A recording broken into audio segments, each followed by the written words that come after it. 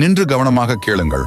நீங்கள் இதை பார்க்கிறீர்கள் என்றால் இது தற்செயலான செயல் அல்ல. மார்ச் 23 ஞாயிற்றுக்கிழமை உங்கள் வாழ்க்கையை மாற்றுவதற்கான மிகப்பெரிய நாளின் தொடக்கத்தை குறிக்கும்.